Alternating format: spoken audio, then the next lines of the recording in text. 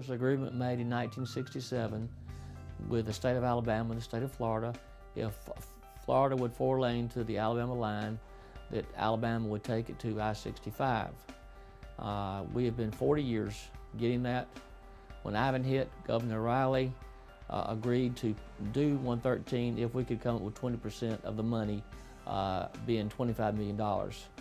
And so our project was to raise $5 million, which we did. Well, it's necessary for a couple of reasons. One are economic. It is a direct route for tourism and economic development. But the primary reason is a safety factor. It's the quickest, fastest, straightest way for coastal residents to evacuate from hurricanes. And that's where we've had the problem over the last 40 years or so is evacuations would bottleneck wherever the 4-lane ran out. And so now we will have a complete 4-lane evacuation route all the way from the Florida coast. The roles that each of the governmental areas and on both sides of the state line played were crucial.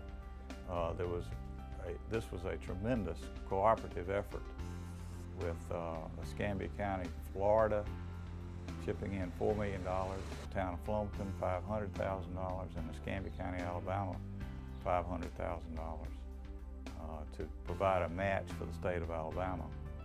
So it was a truly regional effort to see the completion of this 4-lane highway. It's a total of approximately 14 miles, and the contractor has started work immediately as soon as they got to go ahead, and they've had good fortune of good weather, and have worked very hard and made a lot of progress, and we're looking forward to the completion. You know, this project was put together by a lot of people, and if I was to try to name them all, I'm sure I'd miss someone over the years of people that have tried to get this. So I want to thank each and every one whose family member has tried to work on this project and help make it possible.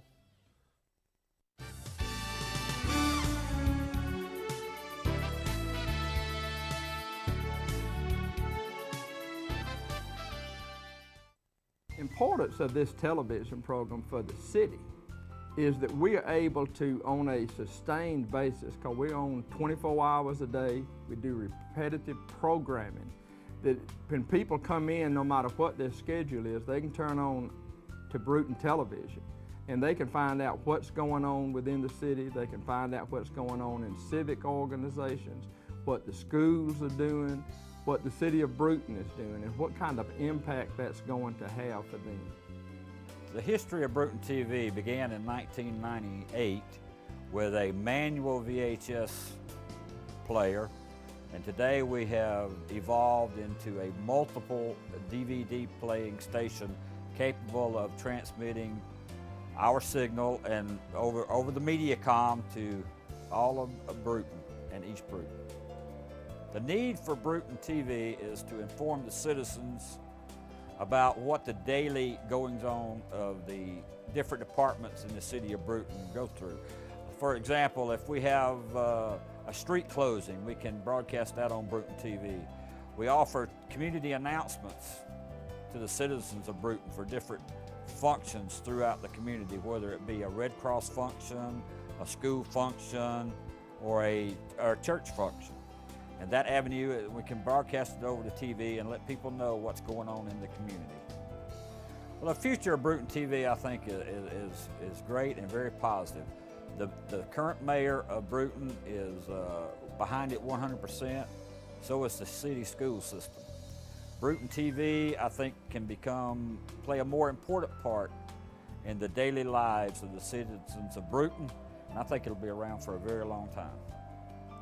If any community wants to get started in this type of program or is interested, if they will just contact me, Ted Jennings, City of Bruton, I'll be glad to either personally work with them or get some of our staff that's more directly involved with this.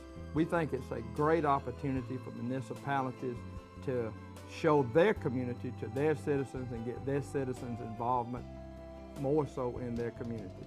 We stand ready to help anyone that wants to develop this type program.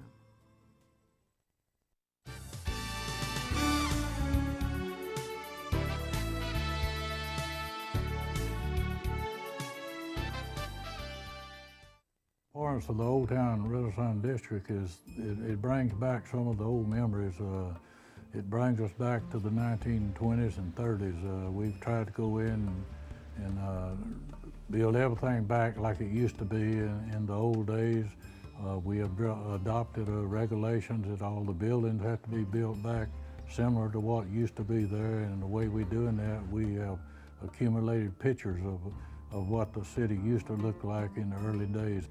Well, the public has been very positive about the Renaissance District in general because it's, first of all, it's a beautiful place. It's rebuilt and refurbished to look like Helena actually looked in the early 1900s. And people enjoy the area, but they also enjoy the beauty of the area and the preservation of the past down there.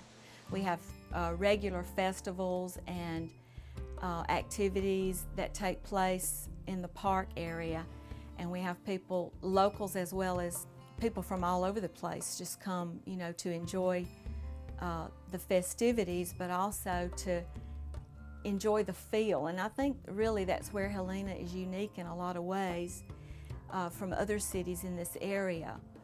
We have all of the modern conveniences of a larger city, but we have a small town feel, kind of like a little old-fashioned hamlet, so to speak.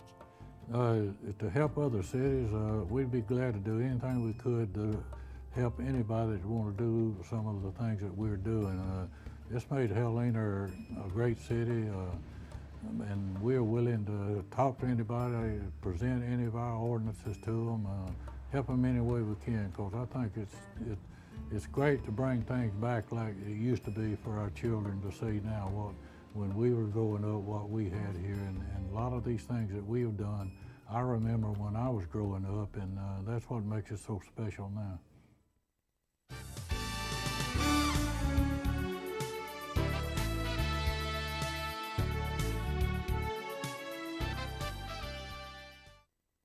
Hi, I'm Bill Ham, Mayor of Auburn, Alabama, in the heart of War Eagle country.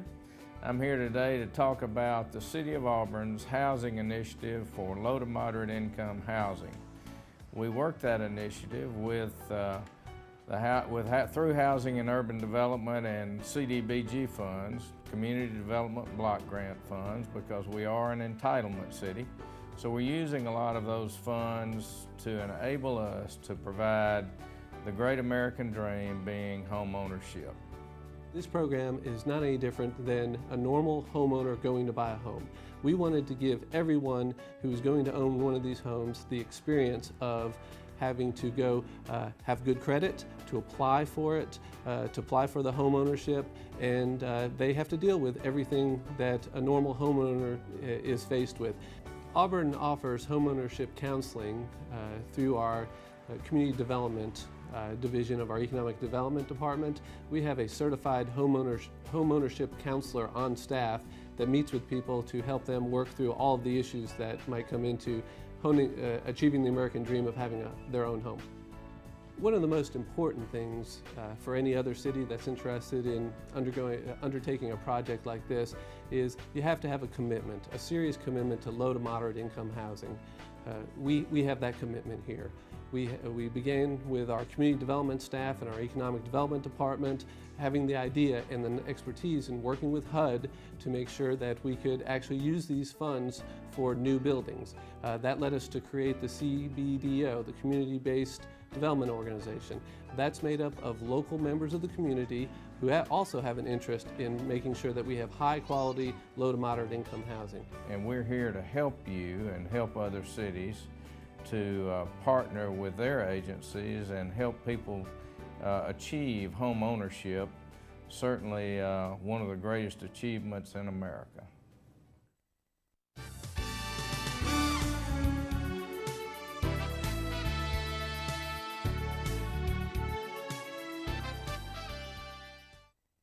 I am Ann Hines Farish. I am mayor of the city of Monroeville, Alabama, the literary capital of the world, and we are so pleased that we are winning this award. Okay, years ago when I started in the fire service, only place we had to train was on the streets of town and the private-owned buildings around town, and we had need for a training center. And at the time, we were going to Mobile and using their training center and training with them. And we made a commitment to ourselves that when we got to land and the money, we would have a training center. We spent what money we had on building a burn building and a hazmat training complex. A few years later, we added a 4-story drill tower, and a year later, we added a 20-foot underground confined space training area for it. And a year later, we built a pump test pit. Instead of taking our trucks to Mobile to test the pumps, we test them right here in Monroe. And what we do with this training area is twofold or threefold. It makes us better trained firefighters. It makes us safer firefighters. And in the meantime, on ISO that sets our insurance rates, burn buildings are worth so many points, drill towers are worth so many points, the hazmat pit's worth so many points. So we put all these together, and lo and behold, next year we lowered our insurance rate for all the citizens of Monroe.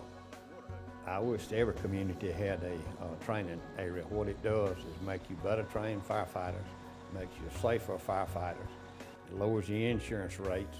Repeat that again, and that all firefighters should strive to get something like this, because Monroeville is a small town, and we were successful in building what we got over the years, and it's paid off many times for us.